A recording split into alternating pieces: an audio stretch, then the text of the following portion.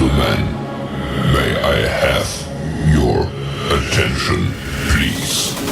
The show starts in 10, 9, 8, 7, 6, 5, 4, 3, 2, 1, go. Hey everyone, this is your girl SC BookGal 843, and it is another Tuesday night. How are you guys?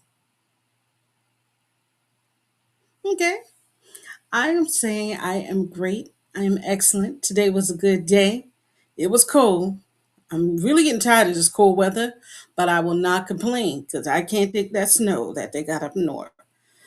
Prayers to everybody up north. Y'all stay warm. Keep your snow to yourself, but stay warm. You guys, do you know what this week is? I just looked at my calendar just now while we were coming up and I was sharing this podcast with everyone on my social media network. This week is the week of a young black child, Children's Book Week. This week, you guys. And this is crazy because I have a children's author. It's Black History Month. I mean, we just tying it all in together and ending it with a bang. And it is wonderful, you know? Um, Nowadays it's you know, we know it's kind of hard being African American, especially in the times that we're in right now. But you know what? I'm still proud. And I look at my little girl, and she was dancing on Sunday, and at church they were doing the old hymns, and we came home and we were talking about it. It was a great way to start to close out our Black History Month. But then I decided that we won't end it. Black History Month will continue with me and her because when Jesse Jackson died, my daughter said, "Who was Jesse Jackson?" Y'all, I was like, okay. I said, "You didn't talk about anybody in Black history in your school?" She's like, "No, we decorate the door." Like, yeah, we need to have some conversation. So, having this the time to reflect and all the activities that are going on. I know it won't end here, but it is a great launching point. So, with all that being said, this little book is so cute, you guys. Okay? If you got your little people and you want to bring them in, you can. If not, because I know it's their bedtimes, show them this tomorrow, okay? Because it'll be great for them to see an African American children's author, okay? Tonight, I have the privilege of talking to Dr. Linda Holloway. She is a counselor educator at Alabama State University and has been in for over 32 years. 32 years of Black excellence, you guys, okay? She is also a story activist, spoken word artist, and a multi award winning author of 8 children's books. And I saw all of them. If you go to her Amazon page, she shows them all. Like, this is this. Yes, okay? Dr. Holloway enjoys using storytelling to educate, elevate, and empower children to believe in themselves and to love who they are. She lives by her own motto, which is dream your own dream. She enjoys spending her spare time with her family and friends, watching movies. Oops, something we have in common. Reading a good book, another thing we have in common, and doing absolutely nothing. Another thing we have in common. So, y'all, this is my sister from another mother, okay? Because we do that all together, okay? You guys, let's bring up author Linda Holloway. Hey, Hello. how are you? I'm doing outstanding. So, you guys, I'm gonna have to tell you, look at the wrap. I wish I could do stuff like that. It is so pretty. That's the first thing I told her. It's so pretty. So, I read a little bit about you, but tell us something that's not in your bio about you that you would love to share. Thank you so much. First of all, I want to just thank everyone for being here on the podcast. And for those of you all who will view it later, I just want to say thank you, thank you, thank you. And I also want to thank you for giving me this wonderful, amazing opportunity. Something about me that is not in there, but you'll probably find if you look me up, is I spent 27 years in the military, United States Army Reserve, did 4 combat tours that I am really proud of having to have served my country, but also have successfully survived 4 combat tours. What even more important to me, and it's very significant to me, it is I'm originally from the great state of Mississippi, more specifically Mount Bayou, Mississippi, which is an all-black town that was founded by former enslaved individuals Isaac Montgomery and Benjamin T. Green. Okay, so she was at this level of black excellence. She just went all the way up to here with the black excellence. Oh my God. You go, Diva. So, children's books. What made you want to become a children's book author? As you mentioned, I've been in a counselor. I'm a counselor educator, which I've been over 30 something. The thing about it is when you're writing and you're doing research, you're talking about women. And so, but one of the things I've discovered along that process is that these women had been young girls. And so I really wanted a product that I could put in the hand of young children in the form of intervention and prevention. And I said, what better way to do that than through a children's book? Because oftentimes through stories, is that's how we convey to them about various things, whether we want to talk to them about kindness, whether we want to talk to them about social activism. The best way to do that is through sharing a story. And so that inspired me to want to write children books. Well, as a parent, I want to first say first, I thank you. I see the difference. I have a 23-year-old and I have a 10-year-old. And when my 23 was 10, there were very little books about kids and the main character or one of the main characters was African American. It was Mhm. always about, and no offense, you guys, but I'm gonna be honest. It was always about a white boy and a dog. Now I could take my daughter to the library because of authors like you and say have a field day. So I thank you. And to step in the gap and have it historical and African American, your excellence level now going up a little bit more. So I would like to ask, why historical fiction? Well, all of my books are not necessarily historical fiction, but I really like history. As you can tell, even when I was telling you about where I was from in Mount Bayou, Mississippi, I gave you a little bit of history. And so history to me is very significant. Excuse me. So being able to set the context and being able to talk about it is very significant. So when you're talking with children and they have a question of why, well, how did this happen? And so being able to give them and provide that historical context allows them to know that this is not something new, that it does have a historical context and being able to understand. For example, we have Bad Girls of Montgomery. And BAD stands for bold and determined. But these were women who participated in the Montgomery bus boycott movement. And we just lost Claudia Colvin. She passed away, but she was about 14 years old. And she was before Rosa Parks. So you had several other women who had been involved in this. And so being able to share these with children is very significant because it allows them to have a broader concept and a better picture as to what has happened and why it has happened. So which one of your characters in the Bad Girls of Montgomery make the biggest contribution to you? Ooh, that's a That's a really good question. It's a very interesting question. They all do, and for many different reasons, because of their personality. So if I had to just pick one, it would be very challenging because, like I said, like just like Claudia, because she was young.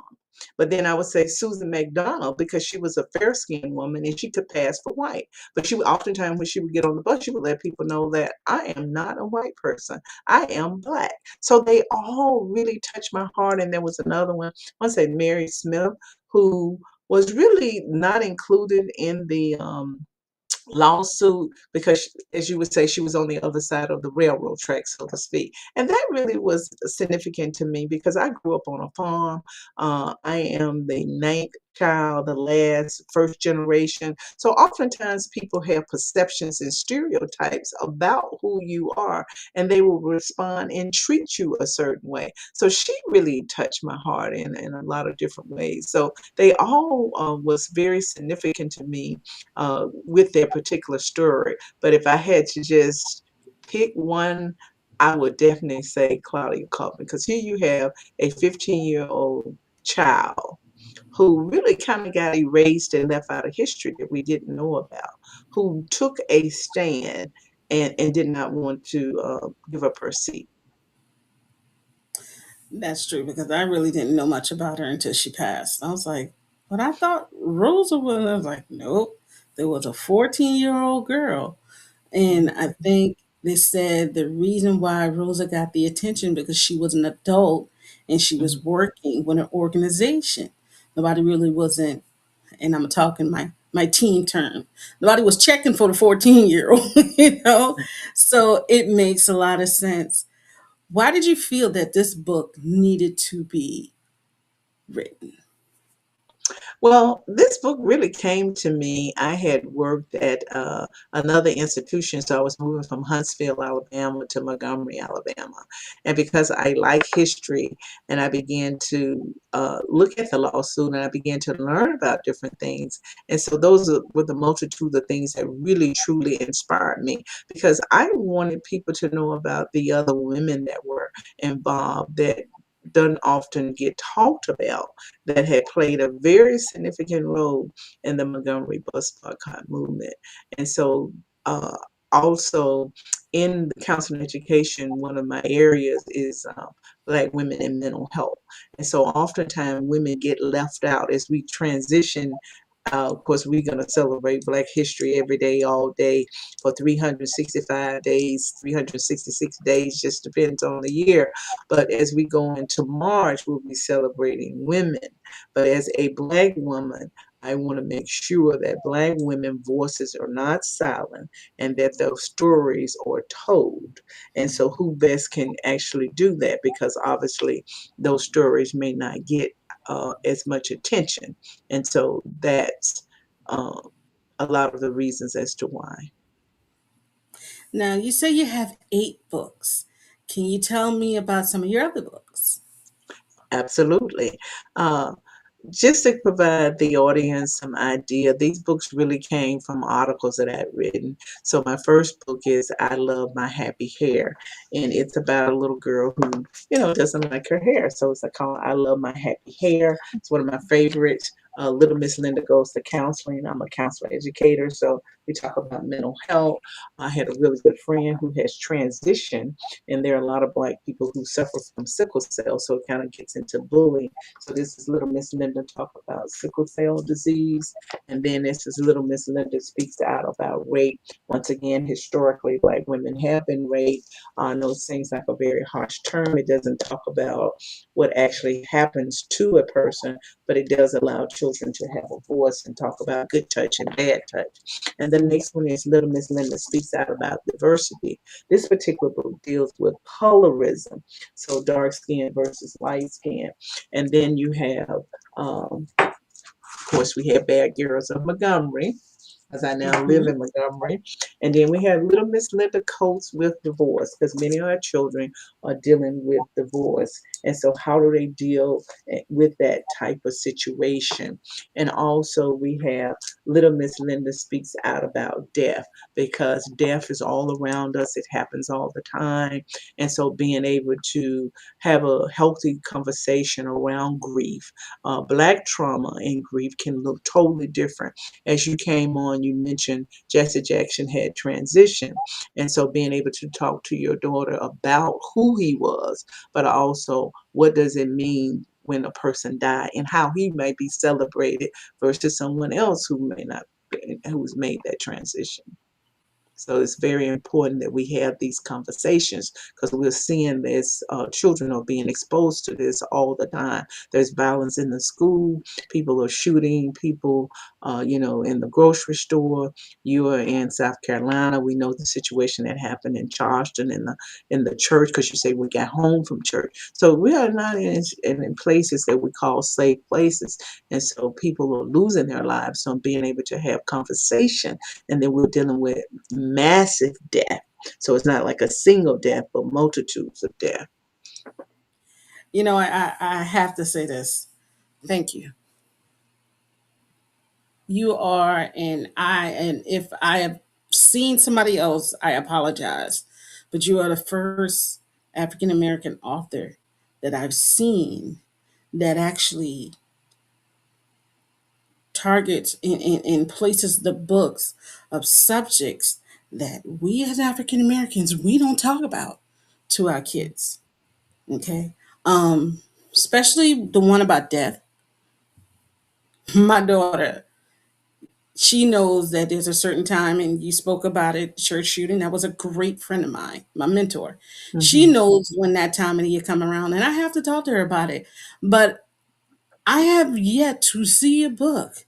Now, I've seen books about suicide. I've seen all these books, but Hmm. I've yet to see them with an African American child inside the book or on the cover. Yes, we celebrate um, death in a totally different manner. And I remember talking to my sisters because I first went to a different type of funeral for another coworker. Hmm. And even at work, we talked about it one time. We was like, y'all do y'all's in 3 days. We get 7 days. What's the difference? Being able to have this book series geared toward children of color. Thank you. I thank Thank you so much. you. Appreciate it. Thank you. Little Miss Linda, how did you come up with the character? How did you come up with a name? And she's the most cutest thing I've ever seen. So talk about Little Miss Linda a little bit.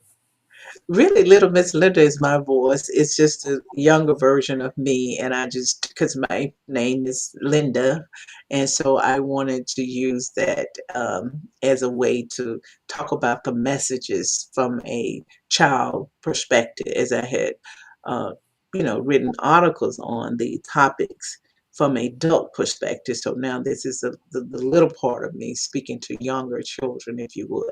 And I kind of, these books to me are more like lesson plans, if you would. They all have what I call LOLs, learning out loud questions. So the students get to, or the children get to answer questions. They also have scavenger hunt. So because they are challenging topics, I wanted to also make it interesting, make it fun, if you would. And I know some people are saying, what's fun about this? But you try to do that in the way, in the sense that you make it inviting.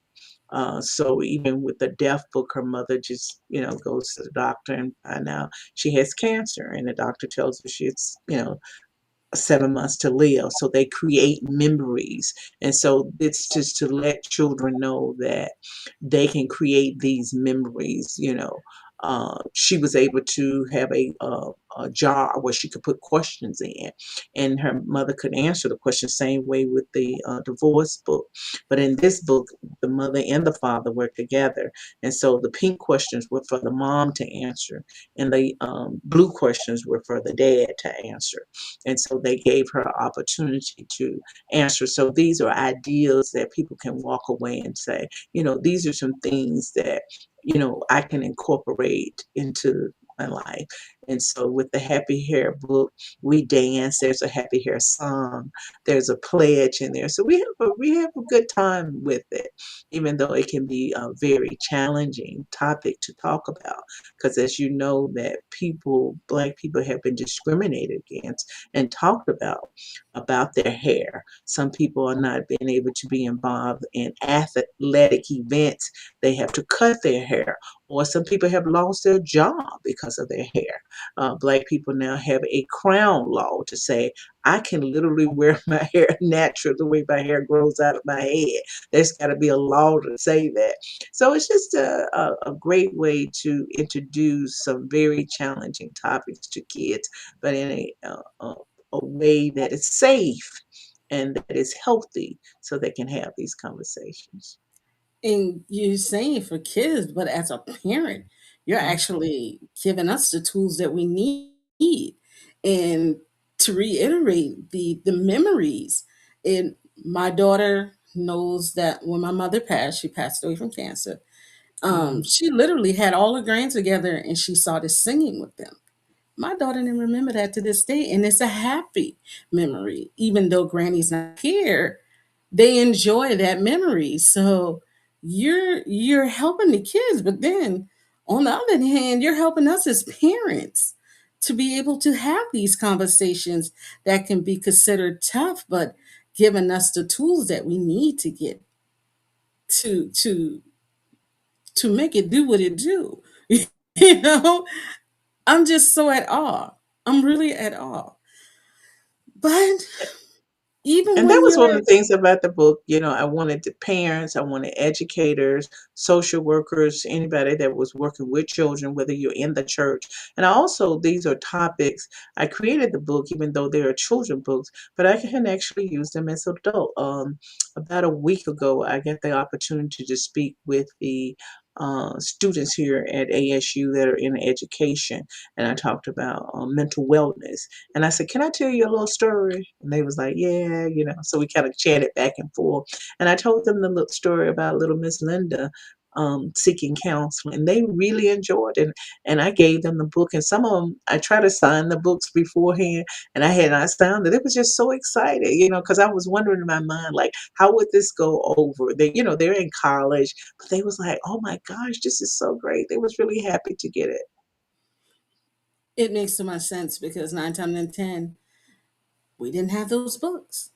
And now we have it. So, oh my God, this is excellent. You are so ahead of the times for us as an African American community. You're so ahead of the times because we're going to catch up. We're evidently going to catch up. And I see that coming. But now, my friend, remember I told you backstage that we're going to have some fun? Here we go. Absolutely. It's Absolutely. time to get those questions. So, you said you like movies. All right. So, Okay. who would you give the honor of playing Little Miss Linda? Childhood a child actor. Oh, a child actor. Ooh. Mhm. Oh Lord, I don't even I know a got to think child about this one actor. too. I don't Okay. even know a child actor. Okay. I'll give you some examples. So you have, and I'll just say the actor names. You Okay. have Rudy Huxtable. You Okay. have um,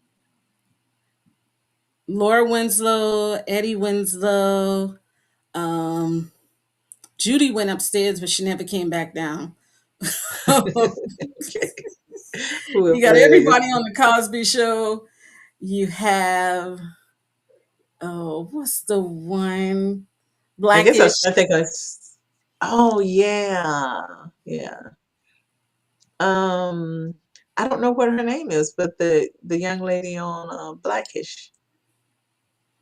Oh You my know, God. Her name I was don't know. just on the tip of my tongue. It was Jip.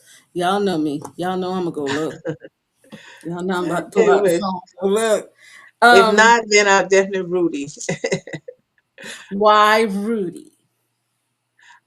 Just in growing up and just watching her, her personality and little Miss Linda is bold. She talks about bold issues. She's unafraid, and so Rudy had that about her. I think Rudy would too, but the young lady who you say off of Blackish, Yeah. the Yes. reason why I Absolutely. can see her is Absolutely. because every movie she has played in, it has always been something powerful. And the fact that Right. she has done so many things in her young lifespan. And she Um, produced her own movie. I think she was a producer for. right. Yeah. Hmm. Um, Because I don't know her name. I like. Marseille Martin. That's Yeah, when Marcy comes up, but I didn't want to get the Martin part. Okay. okay. So we got Marcy Martin playing Little Miss Linda, but now we have to figure out who is going to play her mother. Who would you give the honor of playing the mother of Little Miss Linda? But she's your favorite author. Oh,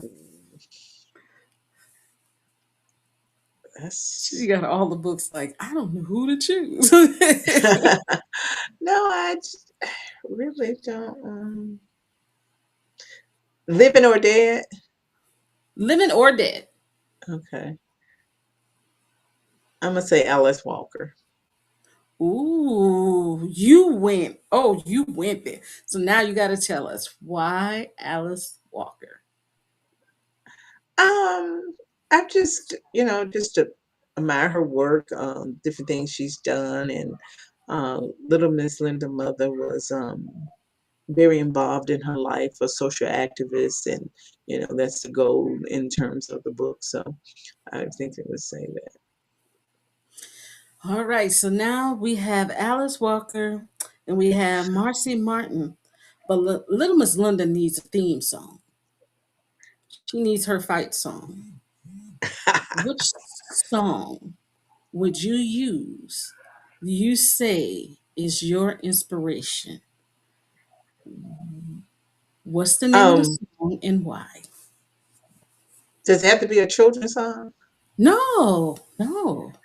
I and I know it got played over and over and over again, but they not like us. I think it's the slogan, and it has so many layers to it. And of course, people may say, "Who is they?" And it could be a multitude of things. So, and the beat was just phenomenal. So It was. I would have to say, because as you go through the books and you think about blacks and mental health and why the stigmatization around them not going to counseling. You think about black people and their hair, how it has been weaponized, black grief, the trauma that comes with that, black families. So it's just not, we don't have black love, but just trying to figure all of that out because families were torn apart and things of that nature. And you just have to say they're not like us. Okay, so you done hit it. So we got Marcy Martin, then we have Alice Walker, and we have They Kendrick Are Lamar. Not Like Us, Kendrick Lamar. So before we leave, is Little Miss Linda doing anything else we should be looking forward to? Little Miss Linda is really in a stage of because I look at these books as my children. So now it's time to nurture them and make sure that people know that they exist because in a lot of ways they're silent books, meaning they have been written. and getting people to understand the dynamics of them and how they can be utilized. So that's how little Miss Linda has been spending her time, being on platforms, going out to schools, churches, wherever she can be invited, and so that she can be seen, she can be heard, and understood.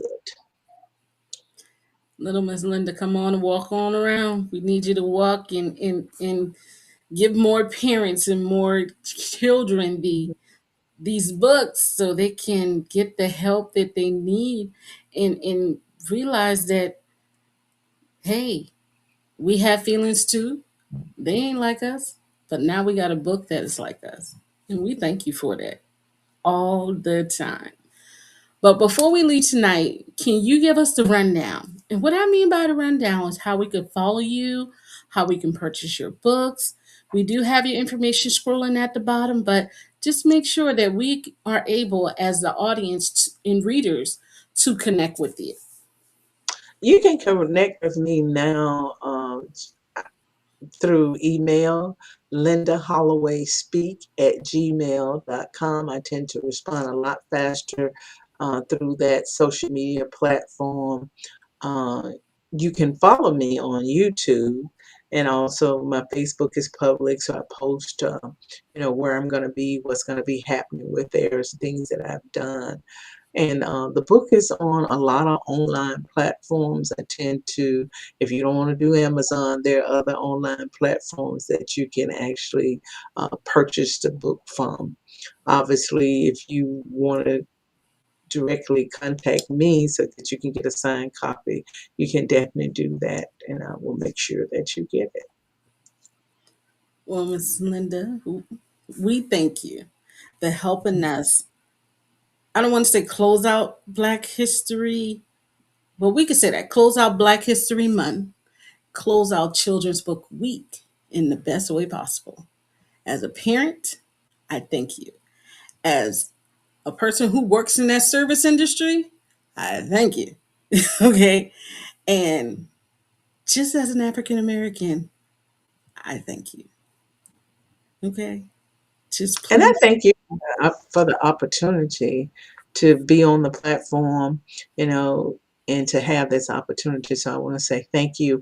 I thank you for what you're doing, not just for me, but for all other authors, that you allow to have this to come on, that we can have this opportunity. And this is after she get off work, and now she's got to go back and be a mom. So I just want to say thank you from the depth of my heart. It is an honor to be able to, like I said, I've never known there were books for children, African American children, on social issues. This is mind blowing to me, like totally mind blowing. So it's like I'm excited. You just don't understand how excited I am because this is one of those things that if you can I put in a request? Sure. Can Ms. Linda write a book on Sassy Mouse? I need help over here. You gotta help me with everything else. I need help with that one. I know, right? it's it's it's an honor. It's truly an honor. You really don't understand the magnitude of what you've done for parents and for children, our children. You really don't understand. If I was to take you to where we talked about earlier and Hmm. show you that area, you'd be like, really? Like, yes, really, really. And like you said, it's true. They aren't like us. And this book's help us. Thank you. Thank you for being with me tonight. Thank you. You guys, again, we thank Ms. Holloway for being with us tonight. Y'all go grab the books, okay? I'm going to put them on the blog with this. Y'all know, give me 24 hours, okay? Y'all don't rush me now because y'all come find you, okay? Give me 24 hours. I will have the links to her book and this podcast interview, okay? We thank you. We thank you. We thank you again. So, you guys, it's another Tuesday night in the books, okay? Remember, I'm going to be back here next week with another author and another book. I wanted to say T. Ashley is up next. Y'all wait until we get into this book, okay? Remember, you guys,